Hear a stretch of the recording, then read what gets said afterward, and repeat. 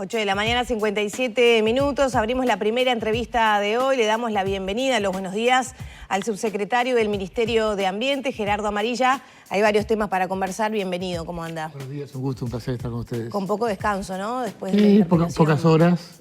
Fue bastante intensa la jornada de ayer y bastante larga. Pero bueno, es parte también de la democracia el rendir cuentas en el Parlamento de lo que se está haciendo, de lo que se está planificando y bueno, también dar algunos mensajes por parte de todos los actores, ¿no? ¿Siente que tuvo utilidad la interpelación de ayer, pensando sobre todo en los protagonistas, que es la población, ¿no? En este marco tan importante de crisis del agua potable. Yo creo que siempre es bueno estas instancias de intercambio de información. Hay de alguna manera también lugares de encuentro de actores, en este caso políticos, representantes de diferentes sectores, que informan, dan, me parece que ayer el vertido de información en el Parlamento, donde allí también se recoge no solamente por parte de los parlamentarios, sino de la ciudadanía a través de los medios de comunicación, es bueno, es interesante.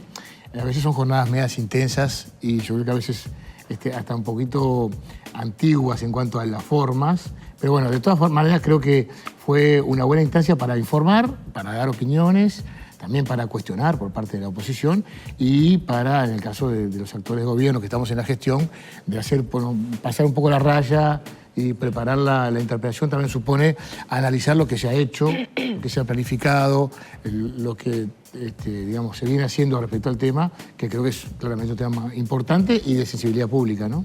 Amarilla, ¿qué le parecieron los fundamentos que planteó el senador Enrique Rubio, miembro interpelante el día de ayer allí en la Cámara de Senadores, respecto a la falta de previsión, la falta de comunicación hacia la población, que pasó un poco, por lo menos el inicio de la interpelación, por esos aspectos? Bueno, yo creo si que se hubiera concientizado, si se hubiera informado, tal cual pasó cuando se decretó la emergencia agropecuaria, ¿la situación podría llegar a ser distinta o por lo menos no nos hubiéramos sorprendido los uruguayos con esta situación? Yo creo que tal vez, a ver, el mismo interpelante me parece que el planteo lo hizo muy educadamente, en términos muy constructivos, un poco justamente reclamando el tema de la información, hablando de algunos temas que ahí podemos discrepar sobre qué hubieran hecho, qué se tendría que haber hecho.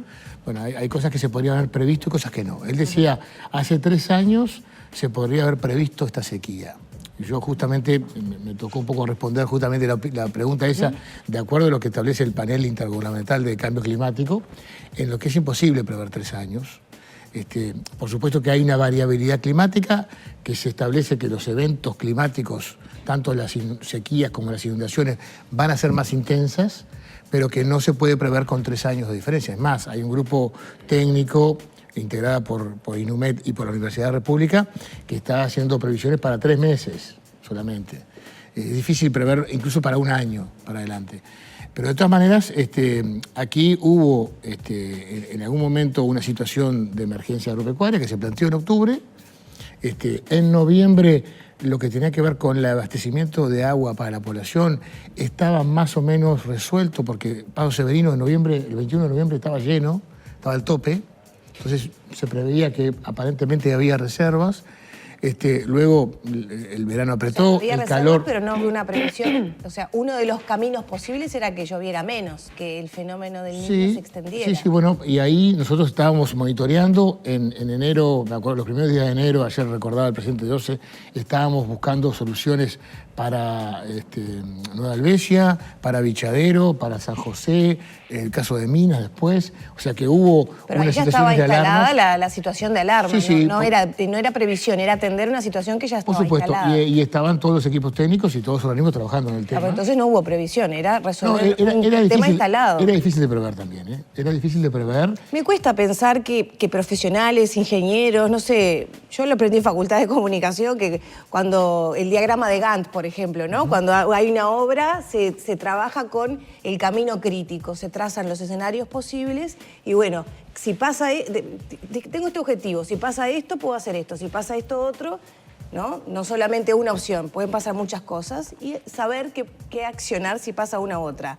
No parece ser que acá hubo bueno, se analizó, esa visión. Se trabajó en el tema, hubo coordinaciones, hubo acciones que había que tomar porque en definitiva teníamos dificultades por el abastecimiento, pero también teníamos muchas más dificultades planteadas por la emergencia agropecuaria, por el tema de la producción. No sé si se acuerdan, pero en enero estábamos también viendo con el tema de que no había agua para los animales en determinados lugares, que acá en Melilla se secaban cuadros enteros de frutales. Había una serie de temas que se estaban de alguna manera también impactando lo que es la gestión del Estado. Y en febrero, los primeros días de febrero, hubo una comunicación de OCE, del Estado uruguayo, en definitiva, vinculado al tema del uso cuidadoso del agua, el uso restrictivo, hubo comunicaciones. Lo que yo digo, capaz que después, en febrero y después en marzo, que hubo algunas lluvias, parece que un poquito, ahí capaz que la guardia se bajó, pensando que las lluvias venían, y bueno, lamentablemente llegamos a esta situación. Creo que de todas maneras el gobierno nunca dejó de trabajar, y un poco el tema de las medidas de fondo, están las medidas de emergencia para atender la situación y las medidas de fondo, y también eso se ha trabajado, porque en definitiva lo que se hablaba ayer, incluso con el senador Rubio y con otros senadores de la oposición, es que más allá de que ellos hubieran seguido con Casupá y el gobierno optó por comenzar con Arasatí, que no se descarta Casupá, la idea es que este gobierno siguió trabajando desde el 2020 en buscar una solución de fondo al tema de una necesidad de tener una fuente alternativa de agua dulce para el 60% de la población que está aquí en Montevideo. ¿Qué medidas de fondo se vinieron trabajando entonces en base al agua potable para la población? Bueno, el tema de la consecución de los trámites vinculados a esa toma alternativa en el Río de la Plata, que es Arasatí, que va a dar una fuente... Pero digo, para atender una crisis como la que estamos viviendo, que iba a ser en el mediano plazo. Y básicamente regular el uso de la cuenca de Santa Lucía, tener una especial atención a los usos de la extracción de agua dulce de esa cuenca en particular, que en realidad es lo que decían también los técnicos de Mecorot, es una fragilidad del Uruguay, no de ahora ni de los gobiernos anteriores, de una fragilidad del Uruguay de los últimos 50 años, tener el 60% de la población dependiendo de una sola fuente, de una sola planta potabilizadora y de un sistema de bombeo, que son las líneas que se han construido desde Aguas Corrientes a Montevideo. Por eso, de alguna manera, la solución de fondo está en buscar una fuente alternativa, que es Arasatí. Ahora, fuente alternativa a Arasatí. Hoy no estamos tomando agua del Río de la Plata en pleno, sino de prácticamente la desembocadura. De las mareas que suben por el Santa Lucía por y eso. que suben hasta... Se está bombeando, entonces... Exacto, y allí es donde claramente, en esta situación también de déficit hídrico, hay una suerte de salinidad que es la que genera esta mezcla del agua. Garantiza, porque hoy a eso iba. 80 kilómetros. Si no estamos... 80 kilómetros. Pero 80 kilómetros. De diferencia. Pero ya estamos metidos ya en el Río de la Plata. Sí, pero es aguas arriba, es en una zona donde... ¿Es de menos salinidad? La salinidad es muy menor. En los últimos 100 años el evento de mayor salinidad fue el del año 2021 y lo que se está planificando en la obra, que se va a licitar ahora el 6 de junio, es una reserva de agua que le llaman polder, aunque en realidad técnicamente tiene otro nombre, pero una reserva de agua que va a dar para 80 días de reserva de agua dulce al lado de la planta potabilizadora, pero creemos que confiamos que no va a haber un episodio tan importante en esa zona. Ahora, ¿se garantiza que el agua no va a ser esta que está saliendo hoy desde...? No, por supuesto que no. Por supuesto que no. Y además, incluso ahora se está haciendo una obra y se está comenzando esta semana una obra que va a ser un represamiento aguas abajo de Aguas Corrientes. Allí hay una presa que se va a construir más o menos 7 kilómetros aguas abajo, que va a generar una reserva de 1 millón de metros cúbicos de agua, que va también a permitirnos, a los técnicos de OCE sobre todo, a manejar el tema de la reserva de agua dulce, cuando sube la marea con agua dulce, y evitar que haya una intrusión de agua salobre o salada que afecte los niveles de cloruro y de sodio. O sea, esto va a ser una excepción, esto no va a volver a ocurrir. Es una excepción, es una excepción y en realidad estamos trabajando para que no ocurra más. Y En todo caso, las medidas que se están tomando ahora es para que esta situación se mantenga mientras no haya lluvia. Amarilla, mucho hemos hablado y también en las campañas de concientización, de bien público, el cuidado del agua. Sin embargo, no se puede dejar de lado también, o por lo menos creo que a medida que va pasando el tiempo y vamos conociendo lo que pasa con el agua potable de nuestro país y a qué se destina, empiezan algunos cuestionamientos, ¿no? ANCAP informaba de los 200.000 litros de agua de OCE que se utilizan por hora para la planta de La Teja, ¿no? Eso es uno. UPM también lo que utiliza, más allá si después lo devuelve o no. Y ahora está informando el ministro de Ambiente en Radio Sarandí que Google suspendió el proyecto de data center que tenía previsto instalar en nuestro país. ¿Esto puede llegar a ser consecuencia también de la realidad que estamos atravesando, del agua necesaria que requería esta empresa? Sí, yo creo que no, creo que las aguas, en este caso, las aguas industriales que se utilizan en el país, no sé ANCAP, que en realidad lo de ANCAP es porque está en La Teja, está en el centro de Montevideo, la mayoría de los casos son agua dulce, pero no agua proveniente de la red de OCE, ¿no? Que en realidad es agua dulce que se extrae de arroyos, de ríos o de, puede ser también reservas subterráneas, que Uruguay tiene en algunos lugares reservas importantes, y se podrían utilizar para estas actividades industriales, que también hay un tema, como tú lo decías, de circulación. Es un agua que en definitiva, si UPM no saca esa agua del Río Negro para utilizar en su proceso industrial, esa agua sigue aguas abajo hasta el río Uruguay, desemboca en el río de la Plata y termina en el Océano Atlántico. O sea, la información decía agua potable, ¿eh? La ANCAP. Por lo menos en la excepción te dije, el ANCAP es una excepción porque está en La Teja y justamente utiliza... No, quería volver a chequearlo. No, está bien, pero... está bien. Pero no es el caso de Google o no es el caso de UPM, que son agua dulce, agua bruta, de agua de río, que en definitiva le da un uso a esa agua y una circularidad a esa agua que Google la vuelve a la propia cuenca y termina en el curso. ¿No le resta agua a la red de potabilización de agua, por ejemplo, el centro de Google? No está porque es agua que extraen de aguas subterráneas, así una fuente de agua subterránea, esa no sería de la red. ¿Esa fuente subterránea no se podría utilizar para potabilizarla, por ejemplo, y sumarla a la red? Y se podría, el tema también son los volúmenes, las aguas, el agua para uso, consumo humano, lo que tiene que ver con el uso de Montevideo, es un volumen muy importante. Ahí yo a veces planteo y siempre tengo el entusiasmo de buscar aguas subterráneas para sustituir el agua superficial. Pero en el caso de Montevideo es tan importante el volumen que es imposible buscar un acuífero y además si lo encontráramos para utilizar para el uso doméstico, seguramente estaríamos, agotándolo o poniéndolo, digamos, en seria riesgo de que no se pueda recargar de la misma manera que se toma, ¿no? Amarilla, ¿qué pasa con este proyecto de data center de Google? ¿Se suspende? ¿Se posterga? En realidad nosotros no sabemos mucho. Pero es una información que confirma el ministro de Ambiente. Lo que vino aquí en Uruguay fue, esta empresa se presentó y el único trámite que hizo en el Ministerio de Ambiente fue la viabilidad ambiental de localización. Que este proyecto está bien ubicado acá en este lugar, las condiciones, estudiamos la zona, el ordenamiento territorial, el vínculo que podía haber con reservas de ambiente, de biodiversidad, y en principio estaba bien la ubicación del proyecto. No analizamos el proyecto en sí, que eso es una segunda etapa que estaba postergada porque en definitiva la empresa nunca la presentó. Por eso la información primaria que presentó la empresa no necesariamente es la que se iba a desarrollar después y estábamos a la espera de que presentara el estudio de impacto ambiental, que no lo ha presentado. También entendemos que la empresa un poco lenteció sus inversiones en todo el planeta, ¿no? Pero bueno, si lo llega a presentar y vuelve a la carga, digamos, con la propuesta, seguramente lo analizaremos y haremos el estudio de impacto ambiental con toda la regulación. ¿La empresa dio la información, o sea, le confirma al gobierno? En la comunicación del proyecto lo hizo. Pero la suspensión. No. Nosotros en el Ministerio de Ambiente, no sé, capaz que se recibió alguna nota en los últimos días. Yo creo que no habíamos recibido nada. Bien.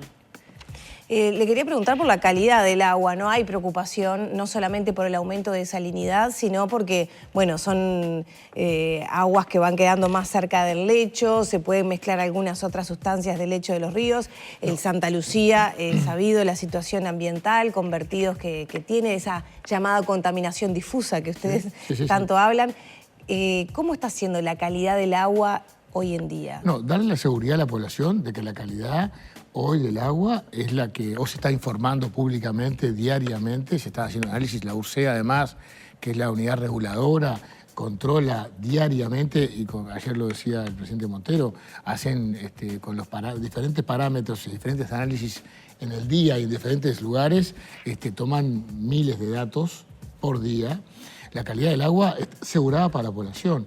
Esto es, los parámetros de la potabilidad que está en la norma esta de UNIT 833-2008, establece una serie de parámetros, la mayoría de los cuales están vinculados al riesgo de la salud, y esos parámetros se cumplen a rajatabla, o sea, allí no hay coliformes, no hay metales, no hay una cantidad de sustancias que podrían afectar a la salud humana. Lo único que hay, algunos parámetros, como el caso del cloro o del sodio, que tienen que ver con lo sensitivo, con el gusto que sentimos, pero que no suponen un riesgo para la salud humana en el general de la población. Aunque hay algunas advertencias especiales para algunas poblaciones de riesgo, pero en principio en general para la población, Amarilla, pero el consumo de esta agua no tiene... intomable, creo que para toda la población. Yo creo que poca gente puede llegar a consumir esta agua y decir... Tiene un gusto. Me estoy hidratando. Tiene un gusto. Porque genera un rechazo. Tiene un gusto especial. Gusto más que gusto está salada. Y creo que eso es como innegable. Técnicamente ese agua es salobre. En realidad, la leche tiene la misma cantidad de sodio que tiene el agua. Tú compras un litro de leche hoy y mirás atrás y tiene hoy 440 miligramos de sodio. Lo que le genera a la persona. Está bien, es una reacción al al sabor, exactamente, pero no supone, digamos, una afectación o un riesgo a la salud. Eso es importante aclararlo, digamos, ¿no? Es una situación, digamos, provisoria. Esto es también una decisión que hay que tomar. Cortamos agua, reducimos la provisión de agua o mantenemos esta cantidad de agua y esta presión para que la gente tenga por lo menos para todo el resto de los usos. Bueno, decisión. Para que vaya quedando claro entonces, las medidas a corto plazo, ¿cuáles van a ser para garantizar el agua? Digo, Bueno, porque esto se pretendía hacer por 45 días. Intentando resolver el tema también de ese del sabor y todo lo demás, lo que se va es tratar de promover y con determinadas medidas que la población pueda acceder a agua en condiciones que no tengan ese sodio y esos cloruros en esos niveles, ¿no? Eso a través de las plantas desalinizadoras, dos. ¿Qué va a ser la UTEC? La UTEC ya diseñó una que está construida, que está en Houston, que se va a traer en los próximos días en forma aérea, se va a instalar en Uruguay. La planta de UTE, allí en Rincón del Tigre, en San José, que también se va a utilizar para ese. Y después, a través de un sistema de distribución, se van a priorizar los centros hospitalarios, las escuelas, los CAIF, los hogares de ancianos, una serie de lugares donde se va a proveer esta distribución.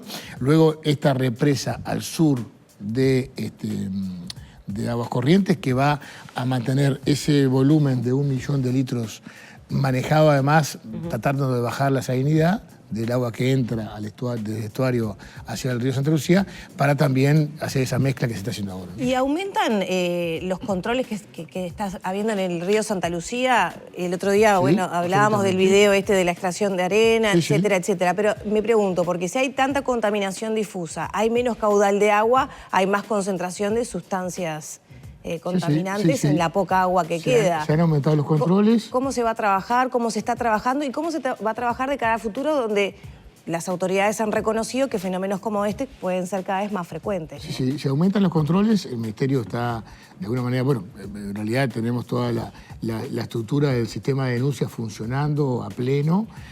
No hemos sentido un aumento en las denuncias en el área metropolitana, en particular en el río Santa Lucía, pero claramente tenemos monitoreado el tema, controlado el tema y tenemos una respuesta rápida hacia las denuncias, que es lo que nos garantiza además que ante algunos episodios puntuales de afectación podamos responder con rapidez. Con respecto a esta empresa que el video había circulado y que lo denunció el intendente de Canelones, de que estaban sacando arena en la noche, ¿hubo algún avance? ¿Ya se identificó que no tenían permiso o que estaba vencido? Bueno, no, en la jornada de ayer no pude ver mucho el trámite en el Ministerio de Ambiente, pero claramente se están haciendo las averiguaciones. No hubo un cambio de curso.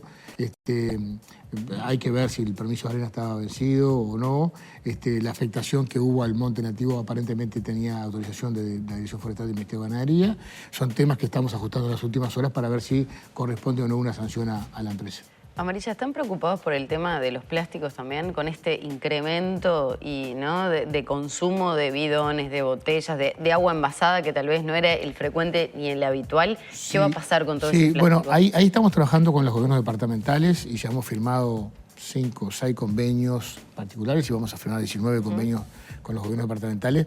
Primero, para el cierre de los vertederos, que empezamos el gobierno con más de 70 vertederos a cielo abierto, muchos de ellos se forman Claro, pero para atender la situación puntual y urgente ahora. Lo que estamos trabajando es, en ese cierre de vertederos, vamos apuntando hacia rellenos sanitarios con unas plantas de recepción de residuos, en lo posible con un trabajo de selección en origen, pero en esas plantas de recepción con equipamiento. Entonces estuvimos empezando, ya hay un equipamiento instalado para poder recuperar todo el plástico posible, como uno de los materiales que son pasibles de recuperación.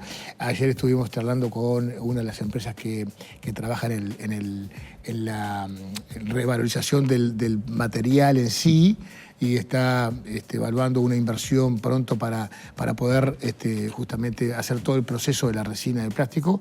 Y tenemos una norma que el 31 de diciembre de este año establece que las botellas plásticas tienen que tener ya un porcentaje importante de material reciclado, o sea que ahí apuntamos hacia la industria a los efectos que también haya una economía circular en cuanto al tema del plástico. Muchas gracias por estos minutos, Amarilla. Gracias a ustedes. Cerramos por aquí la entrevista con el subsecretario de Ambiente, Gerardo Amarilla, 9 de la mañana.